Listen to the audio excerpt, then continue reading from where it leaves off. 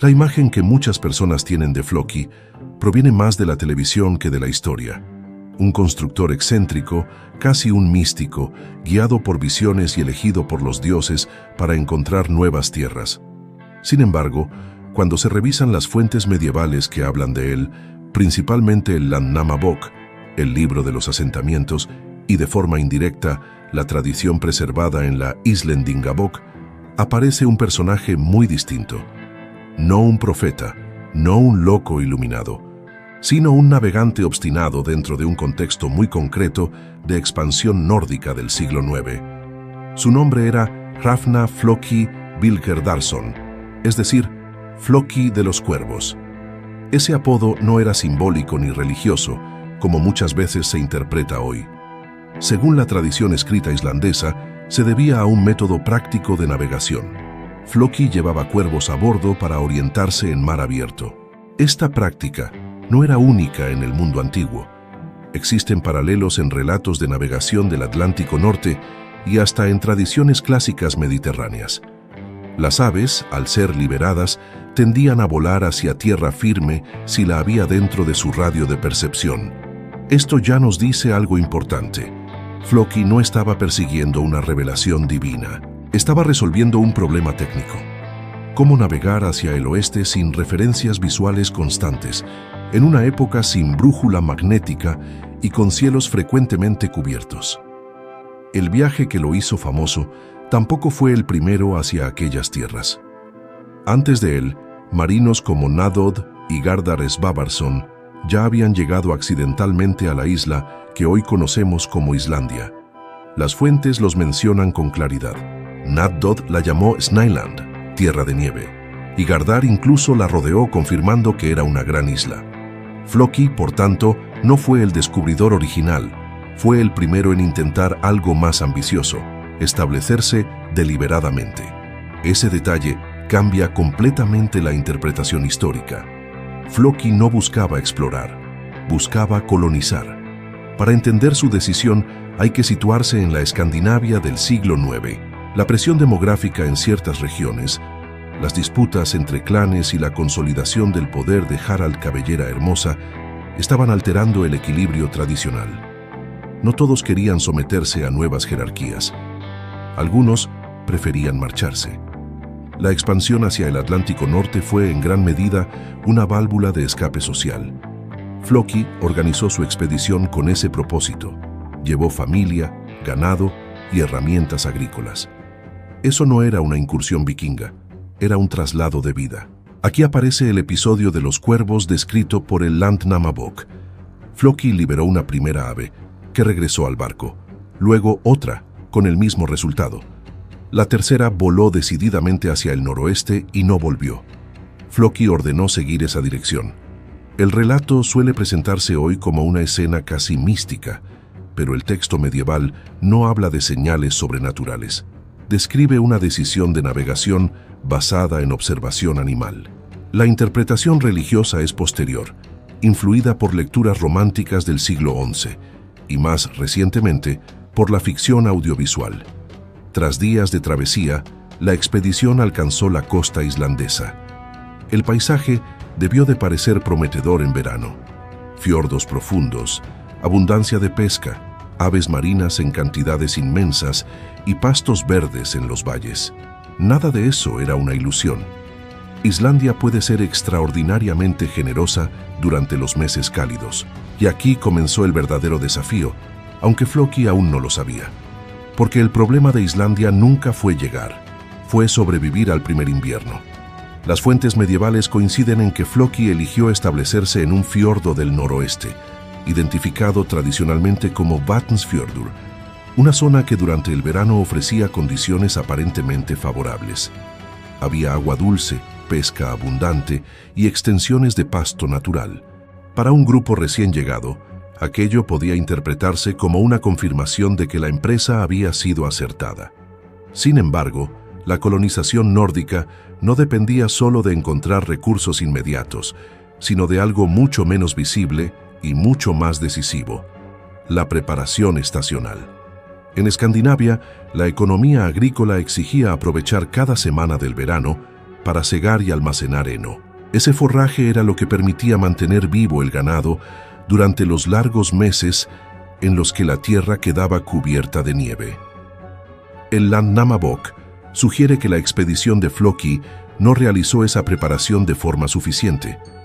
No se trata de una acusación moderna, sino de una lectura directa del resultado descrito por las fuentes. Cuando llegó el invierno, el ganado comenzó a morir por falta de alimento. Esto no fue una catástrofe repentina causada por un fenómeno extraordinario, sino una consecuencia de adaptación incompleta a un entorno mucho más severo que el noruego. Islandia tiene menos bosques, suelos más jóvenes y un clima marcadamente oceánico, con cambios rápidos y temporadas de crecimiento más cortas. Para colonos experimentados, aquello habría exigido una planificación extremadamente rigurosa. Floki y los suyos estaban aprendiendo sobre la marcha. Es importante subrayar que ningún texto medieval describe este episodio como un castigo divino, ni como una tragedia heroica. Esa interpretación aparece en reconstrucciones románticas posteriores. Las crónicas islandesas, en cambio, son sobrias, narran hechos. El invierno fue duro, los animales murieron y la colonia sufrió. Algunos estudiosos han señalado que esta experiencia inicial explica por qué otros intentos de asentamiento posteriores tuvieron más éxito. Aprendieron de ese fracaso logístico, ajustaron calendarios agrícolas, eligieron mejor las zonas de pastoreo y comprendieron que Islandia exigía estrategias distintas a las de Noruega. Durante la primavera siguiente, Floki subió a una montaña cercana para observar el entorno. El Landnáma Bók menciona que desde allí vio un fiordo aún lleno de hielo a la deriva. Esa imagen lo impresionó profundamente, hasta el punto de dar nombre a la isla, Island, tierra de hielo. Aquí conviene desmontar otra idea extendida. No fue un nombre poético ni simbólico, tampoco una denominación pensada para disuadir a futuros colonos, como a veces se afirma en divulgaciones modernas. Esa teoría, la de que el nombre fue un truco propagandístico, es un rumor historiográfico tardío, surgido en interpretaciones del siglo XI sin respaldo en las fuentes medievales. Ningún texto del período sugiere tal intención. El nombre parece haber sido, sencillamente, descriptivo desde la experiencia personal de Floki tras un invierno extremadamente difícil. Cuando regresó a Noruega, su relato no fue entusiasta. Según la tradición conservada en el Landnáma Bók, habló negativamente de la tierra que había encontrado. Otro miembro de la expedición, Thorolfur, ofreció una versión mucho más favorable, lo que demuestra que incluso entre los propios participantes existían percepciones distintas del mismo lugar. Este contraste resulta fundamental para entender la figura histórica de Floki. No estamos ante un visionario incomprendido, ni ante un explorador fracasado en términos absolutos. Estamos ante uno de los primeros europeos que intentó trasladar un modelo de vida escandinavo a un ecosistema radicalmente distinto, y descubrió lo difícil que era hacerlo sin experiencia previa. Islandia no lo derrotó. Le enseñó que colonizar no era lo mismo que descubrir.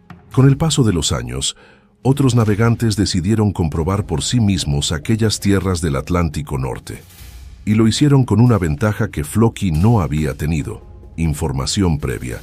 A finales del siglo IX, comenzó un proceso migratorio más organizado desde Noruega hacia Islandia. Las nuevas expediciones ya no partían hacia lo desconocido absoluto. Sabían que la travesía era posible, que había fiordos habitables y que el clima exigía una preparación distinta a la escandinava continental. Este cambio de enfoque es visible en las fuentes, especialmente en el Landnáma Bók, que describe asentamientos mejor planificados, con mayor énfasis en la ganadería sostenible y en la recolección sistemática de forraje durante el verano. Los colonos que llegaron después aprendieron rápidamente una lección fundamental. En Islandia, sobrevivir dependía menos del mar que de la gestión del tiempo. El verano era corto, pero intensísimo en trabajo. Había que cortar, secar y almacenar heno en grandes cantidades, construir refugios sólidos antes de las primeras tormentas y seleccionar cuidadosamente los lugares donde el ganado pudiera resistir. La adaptación fue gradual, pero efectiva. En pocas décadas, comenzó a formarse una sociedad estable, basada en granjas aisladas conectadas por redes familiares y alianzas legales. Hacia el año 930, se establecería el Alþingi, uno de los parlamentos más antiguos del mundo, señal de que la colonización había dejado atrás la fase experimental para convertirse en una comunidad estructurada. Y en ese proceso aparece nuevamente Floki. Según el propio Landnámabók, regresó a Islandia y se asentó allí de manera definitiva. Este detalle, a menudo ignorado en relatos populares, resulta esencial para interpretar su historia. No volvió como conquistador ni como figura reivindicada. Volvió como colono, como alguien que, tras haber evaluado mal el territorio en su primer intento, decidió enfrentarlo de nuevo con mayor conocimiento. No hay en las fuentes discursos dramáticos ni gestos simbólicos que expliquen su regreso. La narrativa medieval es sorprendentemente sobria. Simplemente se registra que vivió allí el resto de su vida. Ese silencio documental ha dado lugar a muchas interpretaciones modernas, algunas de ellas especulativas. Una de las ideas más difundidas sostiene que Floki habría cambiado de opinión al ver el éxito de otros colonos. Esta interpretación es plausible, pero debe considerarse una reconstrucción historiográfica, no un hecho explícitamente narrado por las fuentes. Otra versión, presente en tradiciones posteriores, lo presenta como un hombre obstinado que necesitaba demostrar que podía lograrlo.